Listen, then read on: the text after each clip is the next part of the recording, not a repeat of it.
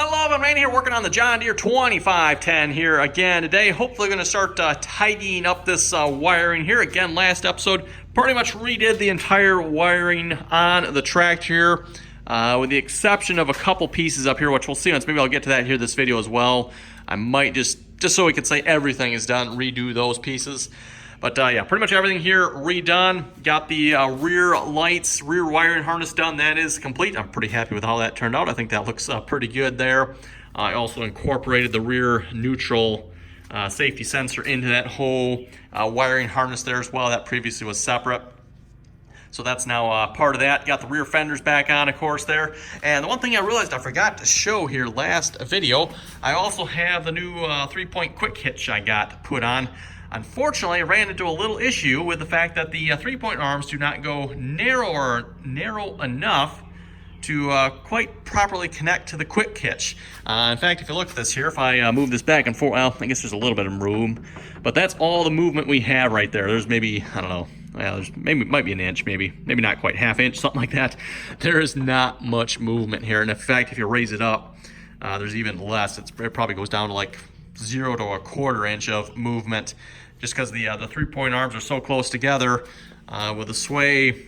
Yeah, it just can't sway. So I'm not sure how good that is, everyone. Again, this is a category 2 3-point with a category 1 quick hitch. It didn't occur to me, everyone, that it would be too narrow for it. And again, it sort of works. I've got one 3-point arm flipped over, so it's facing in, and the other one, because of the angle there, I had to have it facing out, because if I have it flipped in, which would actually make it so it'd be narrower, but the angle's all wrong, so I couldn't do that. I can't have that one flipped over. At least I couldn't get it to work. It looks like it should. I don't know why it doesn't, but you think you should be able to flip that one over. That would move it in, what, maybe, I don't know, ½ inch to an inch, but it just doesn't seem to quite work that way. So yeah, so like I said, today I want to get the wiring harness all cleaned up here. Probably going to start with these wires, get that taken care of, and then also I need to figure out if I'm going to include this in the wiring harness. I probably will. I was kind of looking at this here, everyone. It's kind of interesting how the wires here, they kind of all run along here. They run up here, they run up over to the other side there, they run back down through here and end up over here, right? Okay.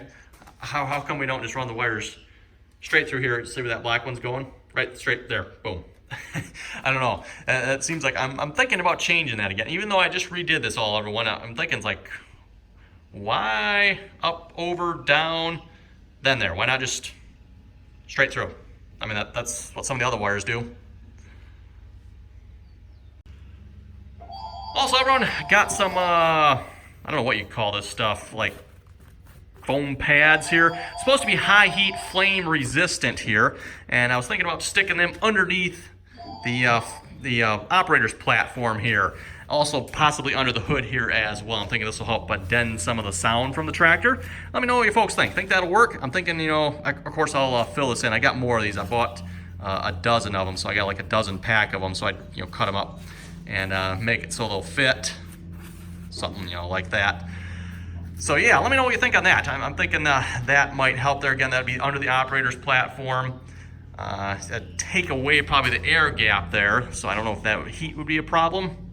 Don't think it would be, because you really won't get much air movement under there anyway. So, and then also everyone got a new tool here. Thought I'd show you folks this. This is for crimping wire connectors. See if I can get it to focus here. Look at number 5. Yes, number 5. Do not fall again, please. Oh my goodness. What kind of error message is, or what kind of warning message is that on a tool? That is just weird. So yeah, this is for crimping these connectors, by the way. That's what this is for. I've got a hydraulic one already, but it doesn't go small enough for the small ones. So this is supposed to go, well, hopefully it'll go small enough. I think that's the smallest size on there. Even that barely looks small enough, doesn't it? It's supposed to be. It's supposed to go from 10 gauge to 0, I believe, is what this one is supposed to crimp. At least that's what they said on the website, on Amazon anyway, from 10 gauge, and these are 8 gauge connectors here. So 10 gauge to 0. Sure doesn't look small enough though, does it? I don't know. I guess we'll find out.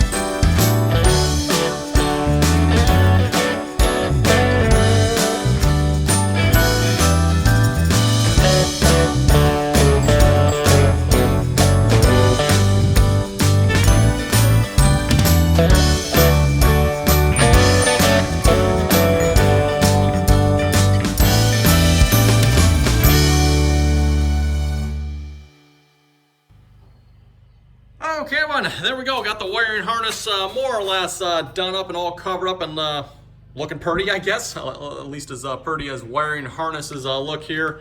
I've got the one that goes over to the fuel tank there. And yeah, I got that all covered up. Might have to maybe zip tie that up there in a few places yet. And of course, figured out how to get it up here as well. Got that one done. I didn't do a whole lot with this, everyone. I'm not really sure. I mean, it's, what a rat nest. Yeah, I'm gonna have to kind of figure that out yet. So also, I'm not too happy with how that is. Hopefully you can see that. That's the heat shrink connectors there. Yeah, that doesn't exactly cover that. So I'm gonna have to do something different there yet. Either put another heat shrink tube over that or something. I don't know what yet, but I definitely don't like that. And then we got the same problem, not as bad. I don't know if you can see, it's not as bad on that one. That one is at least mostly covered, but I definitely don't like that one. So I'll have to see once if I can do something about that yet. That is, yeah, that would be a positive one too, because that goes to the light there. So that would be positive. So definitely want to try to cover that up. Don't want that having a chance to, arc out on that right there or something weird like that. That would not be cool. So yeah, that didn't go too badly. Just to show you the other side here. I didn't bother videotaping doing this side just because I was standing on this side. So yeah, there's the other side, just one piece of loom. I split it right here where the wires for the dash come out. Little piece there, and then just all the way down to where the wires connect down here. So overall, it didn't go too bad. You're probably noticing the high speed there. I did have to redo a couple wires there that were just either shorter or a lot longer than the rest. I tried to make all the wires I put on the same length as the ones that are already there, but either I didn't do a good job of that, or the ones that were already there just weren't even in length already. So next we're going to start tackling this rat's nest here. What I'm thinking I'm going to do, everyone, is I'm going to build a piece of plastic that's going to go on the back here. I'm going to cut that off probably. We'll nip them threads off, and I'm going to bolt to the back here so we can put this fuse panel and probably the relay and anything else we need to put on the back right there. That's probably what I'm going to do. I'm going to drill these pop rivets back out, and I figure run some longer bolts through to hold that sheet of plastic on there, and that'll give me something I can put stuff on, namely the fuse panel. I don't think there's going to be anything else going on there, but at least the fuse panel there for starters. So we're going to start working on that now here. Shouldn't take too long, I don't think, to do that. Like I said, probably start by nipping this stuff off. Don't want that on there. So we'll just grind and cut and whatnot that off. Okay, all protrusions on the back side ground off. Next, the rivets. Okay, I've been working at this for a little bit here now. I didn't record a whole lot here the last little bit, kind of just thinking my way through this here.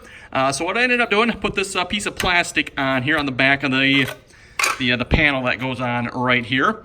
And that way I can screw this fuse panel to the plastic. And then I need to get some different screws here yet, everyone. And I want to get some nylon lock nuts as well. I got some 1024 screws going through here. I want to get some 1024 nylon, or just lock nuts. Nylon doesn't have to be nylon, but some lock nuts. And then also I need to get a shorter screw for this here. This is a 1/4 I just got a 1/4 3/4 inch screw was the shortest I had, so I need to get some shorter ones of those.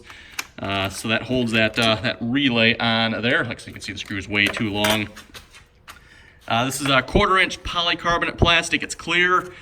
Probably would have preferred to have like black or something like that, everyone, but I don't have any black. And yeah, all I had was some clear. Again, where I work, everyone, we deal with plastics, so I get a lot of like scrap cuts off pieces like this.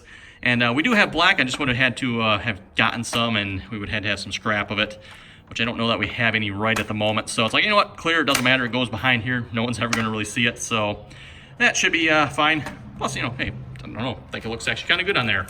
So what I did, for those who remember, you got this warning sticker that goes right here. It was just pop riveted on. What I did is I changed that out for screws. So it just screws through, holds this piece of plastic on, and the fuse panel just sits perfectly in between there. I mean, it's like perfect, everyone. Yeah, and then I just threaded in, again, this is polycarb, so you can put threaded bolts into this, and it works pretty good. You're not gonna, obviously as tight as metal, but that fuse panel's on there. That's not going anywhere. I do need to go through, tidy this wiring up yet now. So again, this relay, by the way, this is a 80 amp fuse panel. At least that's what they claim. It can handle up to 80 amps. The relay here is 30 to 40 amps. I don't quite get that range, everyone. It's like really 30 to 40 amps. That seems like quite a good range to me, everyone. I'm not entirely sure why that is. But yeah, I do need to go through, maybe clean up some of the wiring up here as well. I'm not entirely sure what to do about that wiring. It always was a mess, if you ask me, and it, well, to be honest, still is a mess. The rest of the wiring, I'm pretty happy with how it turned out. You know, this is the wiring from pretty much the engine on the tractor. We got the wiring coming up here for the rear lights and the neutral safety switch. Speaking of the neutral safety switch, by the way, everyone, I'm waiting for a light to come in. I got one ordered. I think it's a neutral or park. I forget what it says on it again. But I got a light coming in. I want to put that up in the dash here, and I'm going to somehow figure out how to wire that into that neutral safety switch so we know it is in park or neutral when we go to start it. I think that'll be really nice. Again, because the whole linkage here is a little worn out, which we might address that here at some point as well. A lot of the slop in this, I mean, first off, there's a lot of slop up in here as well. But notice how much movement we get there, and if you look down here, see how much movement is down there. I'm not sure if there's a whole lot we can do about that, but it'd be nice if we could maybe tighten that up a little bit somehow. Same thing goes with the other one here as well. You can see there's quite a bit of movement right there as well. Just the you know, the linkages here are all just worn out, and I'm sure in here it's probably all loose as well. If I had to guess, I haven't really looked that close at this whole system. This is quite the system here.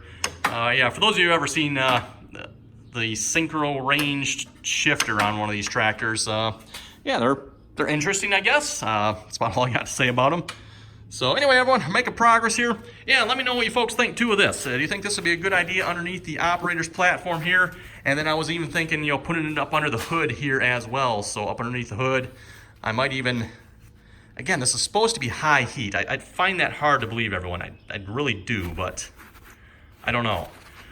Maybe, you know, definitely try to get some up in here as well. I'm thinking the soft stuff would be better. I got, again, I mentioned this before, I got acoustic paneling where I work. We do some stuff with acoustic paneling. So I've got 1-inch thick acoustic paneling I plan on using for the cab. The only thing is that stuff does not have any give to it. It's not compressible. It's you know, it's fairly dense. So you're not gonna, you know, smash it up against something, you know, if there's like a wire in the way or something, something's gonna have to give. Whereas this stuff, it's, you know, it's got some give to it, like down here too where the wires are running. You know, it can press up against it, that won't hurt it none. Whereas again, the acoustic panel I have will probably be better.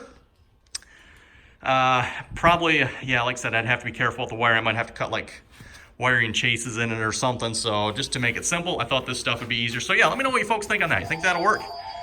It seems like it would. I don't know why not. Like I said, my only concern would be the heat. So, and this stuff is supposed to be high heat. I don't know. I did throw my heat gun at it here. Oh, yeah. I don't know if you can see it. It did melt it there. But again, I don't know how hot that heat gun here is. It's, yeah, I have no idea how hot this thing gets. Just a Harbor Freight model. Works great, by the way.